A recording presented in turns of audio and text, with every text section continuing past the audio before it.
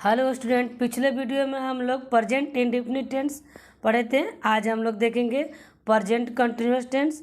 Present continuous tense का मतलब हुआ जो काम हमारा वर्तमान में लगातार हो रहा है, ठीक, उसको हम प्रेजेंट कंटिन्यूअस टेंस कहते हैं। यानी कि हिंदी वाक्य के क्रिया के अंत में, जिस हिंदी वाक्य के क्रिया के अंत में रहा है, रही है, रहा हूँ, रहे हैं, रहे, उसे हम लोग प्रेजेंट कंटिन्यूअस टेंस कहते हैं। ये हमारा डिफिनीशन हुआ।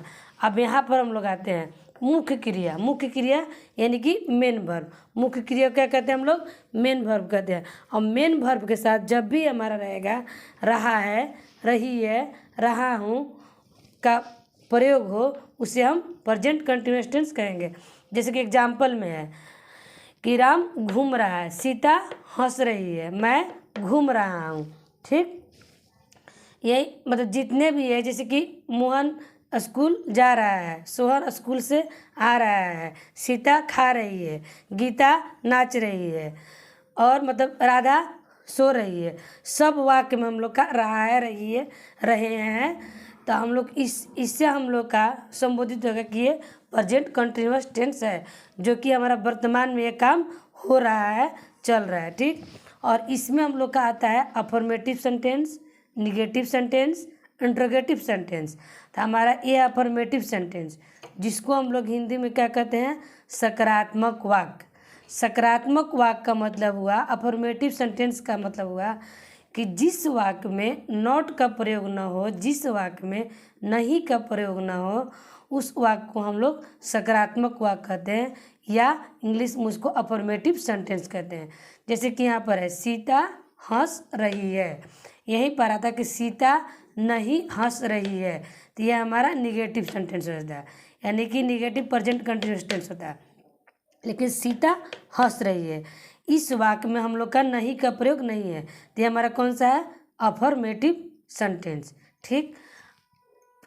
पुनः हम आप लोग को बता दे रहे हैं कि जिस वाक्य में नहीं रहेगा उसको हम लोग अफर्मेटिव सेंटेंस कहते हैं। वाक्य हमारा सिंपल, बिल्कुल साधारण रहेगा। अब हम आगे चलते हैं रूल्स के ऊपर।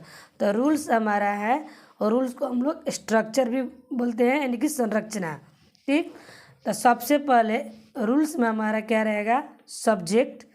और सब्जेक्ट के जगह पर अगर हमारा आई रहेगा तो एम लगेगा, ही रहेगा, इज लगेगा, यू रहेगा, आर लगेगा, ठीक। उसके बाद हमारा क्या लगेगा? वर्ब। वर्ब क्या है हमारा? इसमें हम लोग ढूंढे वर्ब में से क्या है?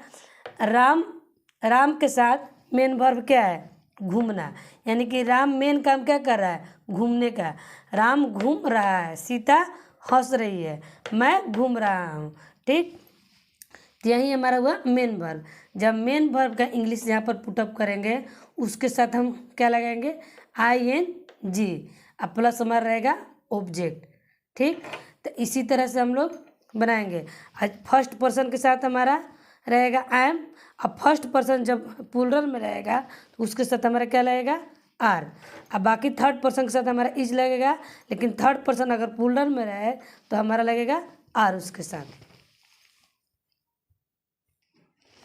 थर्ड पर्सन सिंगुलर के साथ इज लगेगा, थर्ड पर्सन सिंगुलर के साथ इज लगेगा, जैसे ही, सी, इट, या कोई नेम रहेगा। अब फर्स्ट पर्सन सिंगुलर यानी आई के साथ हमारा एम लगेगा, ठीक। अब बाकी ऑल जितने भी सब्जेक्ट हैं उसके साथ हमारा आर लगेगा। ये हमारा तो तथ्य साबित हो गया, मतलब परफेक्ट है। कि इस बात को आप लोग ध्यान दीजिएगा कि हमारा सिंगुलर नंबर में जब भी थर्ड पर्सन रहेगा उसके साथ हमारा इज का प्रयोग होगा। इज क्या है हमारा? हेल्पिंग वर्ब, ठीक। अब फर्स्ट पर्सन सिंगुलर यानी आई के साथ जब भी हमारा हेल्पिंग वर्ब लगेगा तो एम लगेगा।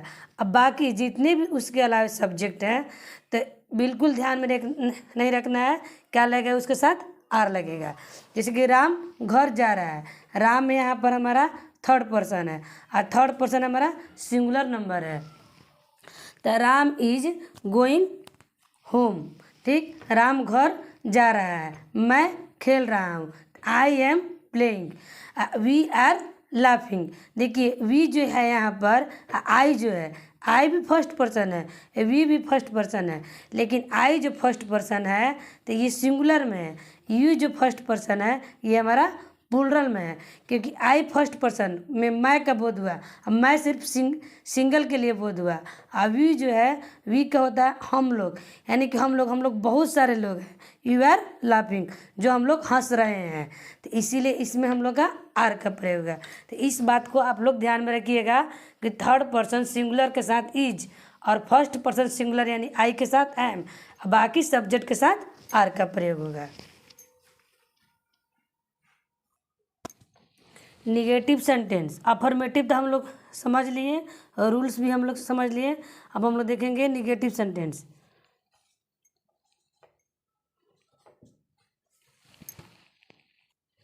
निगेटिव सेंटेंस अब हम लोग देखते हैं। अफर्मेटिव हम लोग पढ़ लिए और रूल्स भी जान लिए हम लोग। अब हम लोग निगेटिव सेंटेंस देखते हैं। निगेटिव सेंटेंस यानी कि नकारात्मक वाक्य,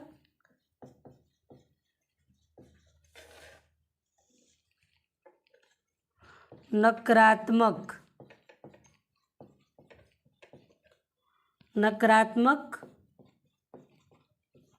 वाक्य, इसका रूल हम लोग देखते हैं। इसका रूल हम लोग का क्या है, यानी कि स्ट्रक्चर, इसका स्ट्रक्चर क्या है, सब्जेक्ट प्लस इज, एम,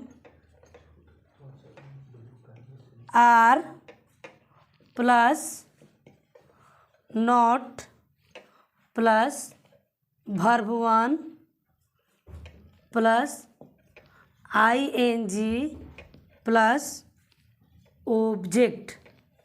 ठीक, हम लोग ये निगेटिव सेंटेंस है, नकारात्मक वाक्य, और इसका रूल्स ये है। अब हम लोग देखेंगे इंट्रोगेटिव सेंटेंस। उसके बाद हम पहले लिख दे रहे हैं, उसके बाद हम आप लोग का समझा रहे हैं। इंट्रोगेटिव सेंटेंस, INTERROGATIVE,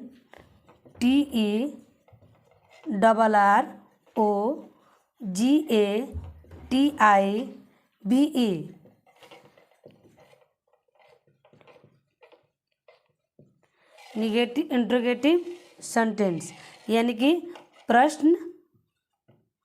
प्रश्नवाचक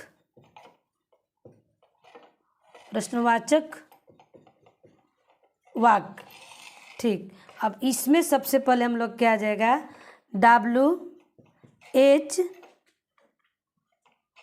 WH plus is, am, are plus subject plus not plus verb one plus ING plus object. Question tag. अब देखिए हम आप लोग का समझा रहे हैं यहाँ पर। प्रेजेंट कंटिन्यूअस टेंस में अफर्मेटिव सेंटेंस तो हम लोग समझ गए, जो सेंटेंस सिंपल साधारण नहीं का प्रयोग ना हो उसे हम अफर्मेटिव सेंटेंस कहते हैं। एक बार और आप लोग का हम बता दें। अब चले हम लोग निगेटिव सेंटेंस की तरफ। निगेटिव सेंटेंस का हिंदी होता है नकारात्मक वाक्य, जिसमें नहीं का बोध हो, जिसमें नहीं यानी नॉट का बोध हो, उसे हम लोग निगेटिव सेंटेंस कहते हैं। जैसे कि देखिए, उसमें क्या रहेगा, सब्जेक्ट रहेगा, सब्जेक्ट चाहे आई हो, ही, सी, इट, नेम, यू, उसके अनुसार इज लगेगा, एम लगेगा, आर लगेगा। अगर सब्जेक्ट ही रहेगा तो इज लगेगा, अगर सब्जेक्ट आई रहेगा एम लगेगा, यू रहेगा आर लगेगा, दे रहेगा आर लगेगा, क्योंकि दे थर्ड पर्सन है, फिर भी क्या है, प्लूरल है। ठीक, अब हम लोग यहाँ पर देखते हैं उसके साथ हम लोग क्या क्या होगा, सब्जेक्ट के तुरंत बाद हेल्पिंग वर्ब, नॉट, उसके बाद हमारा सब्जेक्ट के बाद हम लोग का रहेगा हेल्पिंग वर्ब, उसके बाद हम लोग का रहेगा नॉट, उसके बाद ये क्या है, मेन वर्ब, जो कि हम लोग जैसे कि राम नहीं खा रहा है, तो राम नहीं खा रहा है में राम मेन काम क्या कर रहा है, खाने वाला काम, तो खाने वाला काम को ही हम लोग मेन वर्ब कहते हैं। देखिए मेन वर्ब उसे हम कहते हैं खाना, उठना, बैठना, सोना, हंसना, रोना, चिल्लाना, दौड़ना, जिसके अंत में ना हो वो हमारा वर्ब है, यानी क्रिया है, और वो हमारा मेन वर्ब टेंस में जाकर बन जाता है। ठीक, तो वर्ब वन और उसके साथ हम लोग क्या जोड़ेंगे, आईएनजी, और उसके बाद हम लोग का ऑब्जेक्ट का स्थान है। जैसे कि इस पर हम एक एग्जाम्पल आप लोग को बता दे रहे हैं निगेटिव सेंटेंस पर कि मोहन स्कूल नहीं जा रहा है। मोहन स्कूल नहीं जा रहा है, कैसे बनेगा, मोहन क्या हो गया, सब्जेक्ट, मोहन का क्या हो गया, सब्जेक्ट। मोहन कौन सा पर्सन है, थर्ड पर्सन है, थर्ड पर्सन और भी सिंगुलर नंबर, तो क्या लगेगा इसके अनुसार, इज। क्या है हमारा ये, हेल्पिंग वर्ब। मोहन इज, अब मेन काम ये क्या कर रहा है, मोहन इसमें मेन काम क्या कर रहा है, यानी इसमें मेन वर्ब क्या है, जाना, यानी कि मेन वर्ब हमारा जा रहा है। सबसे पहले इसको जाना क्या होगा, जाना का हमारा इंग्लिश क्या होगा, गो। ठीक, उसके साथ हम लोग का क्या लगाना है, आईएनजी। मोहन इज, सॉरी एक मिनट, Mohan is not going to school. तो मोहन हमारा क्या हो गया, सब्जेक्ट हो गया, मोहन हमारा, ये मोहन जो है सब्जेक्ट हो गया, और सब्जेक्ट के साथ हमारा हेल्पिंग वर्ब इज हो गया, उसके बाद हमारा नॉट लग गया, मेन वर्ब हमारा मेन काम है जा रहा है, तो गोइंग हो गया, ये हमारा इन्फिनेटिव है। ठीक, यानी कि प्रपोजिशन है। ठीक, तो इसके बारे में आप लोग का बताएंगे। टू, जहाँ भी जैसे कि किसी और यानी किसी तरफ जाने का बोध हो वहाँ पर टू का प्रयोग हो जाए। जैसे कि राम पटना जा रहा है, यानी कि पटना की ओर जा रहा है, इसीलिए हम लोग वहाँ पर टू का प्रयोग करेंगे।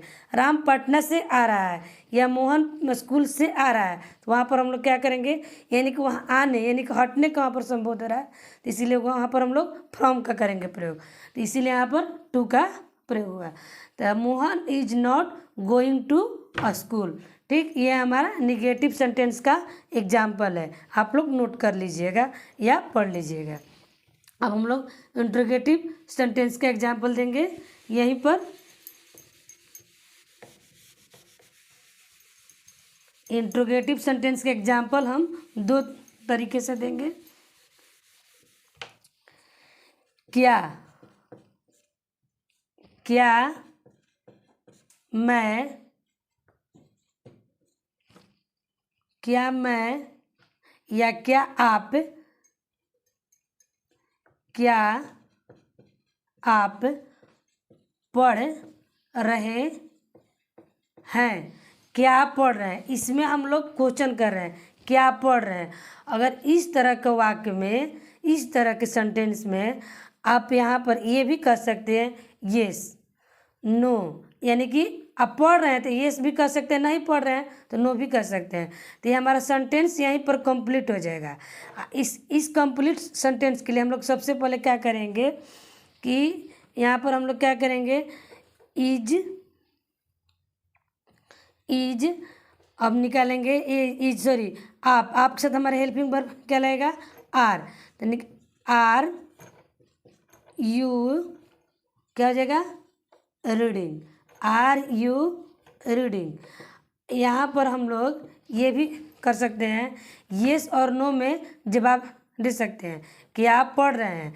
येस और नो में अगर हम लोग जवाब देते हैं नहीं और हाँ में, तो ये सेंटेंस यहीं पर कंप्लीट हो जाता है।